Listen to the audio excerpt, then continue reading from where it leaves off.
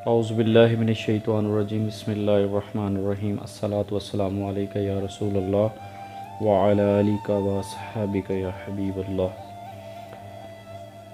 روحانی زندگی کو کامیاب و کامران بنانے کے لیے ضروری ہے کہ انسان توبہ کرتا رہے تاکہ اس کی توجہ کبھی بھی اپنے معاملات سے نہ ہٹے۔ آدمی اس وقت مار کھاتا ہے جب وہ خوش فہمی کا شکار ہو جاتا ہے اور غفلت میں مبتلا ہو جاتا ہے۔ دنیا میں بہت سارے لوگ ایسے ہوتے ہیں جو دنیاوی نعمتوں پر بہت زیادہ خوش و خرم ہو جاتے ہیں اور انہی نعمتوں کو سب کچھ تصور کرتے ہیں، آخرت کو بھول جاتے ہیں، حالانکہ انہیں نادان نہیں رہنا چاہیے۔ ہر نعمت کے متعلق قیامت کے دن سوال ہے۔ ترجمہ: پھر وہ تم سے اپنی نعمتوں کے متعلق سوال کرے گا، آنکھ دی کیا دیکھا، کان دیے کیا سنا، زبان دی کیا بولا، ہاتھ دیے کیا کیا، پاؤں سے کس طرف چلا، زندگی دی اسے کن کاموں میں گزارا۔ پھر سوال جو دیا گیا، اگر علم تھا تو علم کے متعلق، اگر عہدہ تھا تو عہدے کے متعلق، مال و دولت کے متعلق، عزت و رفت کے متعلق، حسن و جوانی کے متعلق، ہر دن سے متعلقہ نعمتوں کے متعلق سوال ہی سوال۔ جان لو اللہ تعالیٰ نے دنیا آخرت کی کھیتی بنائی، یہاں اس کی بارگاہ میں جو غفلت یا نعمت پر ناشکری ہو اس پر توبہ کرو اور اپنا راستہ آسان کرو، اور دینے لینے کے معاملہ میں لوگوں کے ساتھ آج ہی معاملہ نمٹا لینا چاہیے تاکہ آخرت میں خواری سے بچا جائے۔ خیال رہے کہ رسول کریم صلی اللہ علیہ وآلہ وسلم جب کوئی جنازہ آتا دیکھتے تو فرمایا کرتے، یہ مقروض تو نہیں؟ اگر وہ شخص مقروض ہوتا تو جنازہ نہ پڑھاتے۔ فرمایا گیا ہے کہ شہید کے بھی سارے گناہ اس کے لہو کا پہلا قطرہ زمین پر گرتے ہی معاف ہو جاتے ہیں، لیکن اگر مقروض ہو تو اعمال کو روک دیا جاتا ہے اور حشر کے دن اللہ تعالیٰ اس کی جگہ قرض ادا فرمائے گا۔ بہت سارے لوگ ایک دوسرے سے غفلت میں چند روپے پکڑ لیتے ہیں اور پھر جان بوجھ کر بھلا دیتے ہیں یا دینا گوارا نہیں کرتے۔ یہ غلط بات ہے۔ قرض پکڑو تو قرض کا مطلب قرض ہے، اس اہم ترین چیز کو کبھی نظر انداز نہ کرو تاکہ کوئی بھی کامیابی ادھوری نہ رہے۔ جو آدمی قرض کی ادائیگی میں ایمانداری برتتا ہے اور پوری کوشش کرتا ہے کہ اس کا قرض اتر جائے، اللہ اس کی مدد کے لیے فرشتے جوڑ دیتا ہے، وہ بھی اس کی مدد کرتے ہیں۔ نیت کا خراب آدمی نہ قرض اتارنا چاہتا ہے اور نہ ہی اس کی مدد ہوتی ہے۔ یہی وجہ ہے کہ اس آدمی کی قدر بھی ختم ہو جاتی ہے اور قابلیت بھی دھری کی دھری رہ جاتی ہے۔ اللہ تعالیٰ مجھے اور آپ کو اس نعمت خاص سے نوازے تاکہ دنیا و آخرت میں آسانی رہے۔ سنو، یہاں ایک اہم بات بیان کرنے لگا ہوں، ہو سکتا ہے اس بات کو ساری کتاب میں اہمیت حاصل رہے۔ تم نے سن رکھا ہوگا کہ سمندر میں ایک پارس کا پتھر ہوتا ہے، اس کے ساتھ جو پتھر لگ جاتا ہے وہ قیمتی بن جاتا ہے اور جو زیادہ دیر لگا رہے وہ لال بن جاتا ہے۔ لال ایک قیمتی ترین موتی ہے جس کی قیمت کا اندازہ لگانا مشکل ہے۔ بس اسی طرح اللہ تعالیٰ کے بندے ہیں جن کی صحبت طبیب کا کام کرتی ہے۔ ان کی صحبت میں رہ کر لوگ بلندی کو چھو لیتے ہیں اور ان کی قدر و قیمت بہت ہو جاتی ہے۔ زمانہ ان سے فیض پاتا ہے، تقدیر ان پر رشک کرتی ہے، زمین ان کی وجود کی برکت سارے جہان میں بکھیرتی ہے۔ قرآن پاک میں اللہ تعالیٰ ان کی شان بیان فرماتا ہے، رسول کریم صلی اللہ علیہ وآلہ وسلم نے ان کی تعریف فرمائی، فرشتے ان کے مقدر پر ناز کرتے ہیں اور جنت ان کی منتظر ہے۔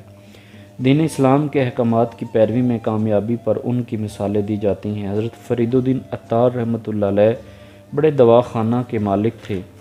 ایک مرتبہ ان کی دکان پر ایک فقیر نے صدا لگائی، انہوں نے نہ سنی، اس نے ایک دو مرتبہ اور لگائی، آپ رحمۃ اللہ علیہ نے دھیان نہ دیا۔ اس پر اس سائل نے کہا، اتنے کاروبار دنیا میں مشغول ہو، جان کیسے دو گے؟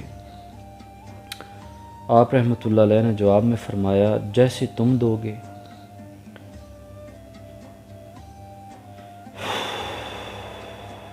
اس نے کہا، میرے لیے کیا مشکل ہے؟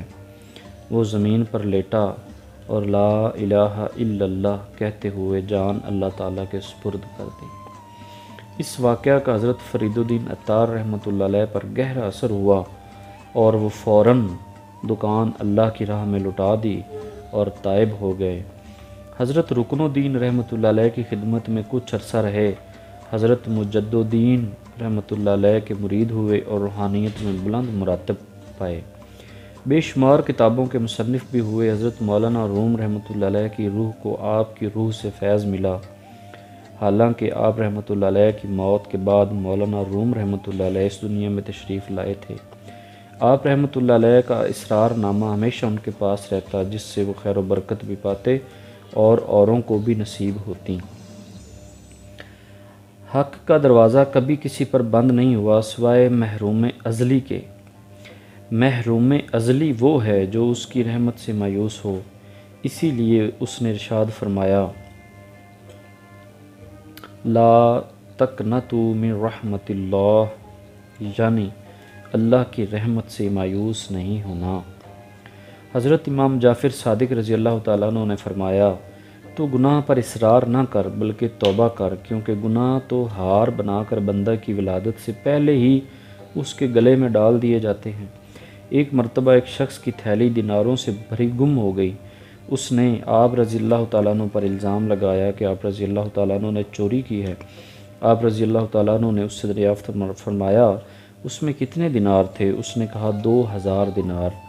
آپ رضی اللہ تعالیٰ عنہ اسے ساتھ لے گئے اور گھر جا کر اسے 2000 دینار دے دیے۔ جب وہ واپس لوٹا تو اس کی تھیلی اس کو مل گئی۔ وہ آپ رضی اللہ تعالیٰ عنہ کی خدمت میں واپس آیا اور سارا واقعہ عرض کر کے معافی مانگنے لگا، اور آپ رضی اللہ تعالیٰ عنہ کی دینار واپس پیش کیے، لیکن آپ رضی اللہ تعالیٰ عنہ نے لینے سے انکار کر دیا۔ لوگوں نے جب آپ رضی اللہ تعالیٰ عنہ کا تعارف کروایا تو وہ بہت شرمندہ ہوا، کیونکہ اسے پہلے علم نہیں تھا کہ آپ حضرت امام جعفر صادق رضی اللہ تعالیٰ عنہ ہیں۔ ایک مرتبہ حضرت امام ابو حنیفہ رضی اللہ تعالیٰ عنہ سے آپ رضی اللہ تعالیٰ عنہ نے فرمایا، دانش مند کون ہے؟ تو حضرت امام ابو حنیفہ رضی اللہ تعالیٰ عنہ نے فرمایا، جو نیکی اور بدی میں تمیز کر سکے۔ آپ رضی اللہ تعالیٰ عنہ نے فرمایا کہ یہ امتیاز تو جانور بھی کر لیتے ہیں، کیونکہ جو ان کا خیال رکھتا ہے اسے کچھ نہیں کہتے، اور جو نہیں رکھتا اس کو کاٹتے ہیں۔ حضرت امام ابو حنیفہ رضی اللہ تعالیٰ عنہ نے فرمایا، پھر آپ رضی اللہ تعالیٰ عنہ ہی بیان فرما دیں۔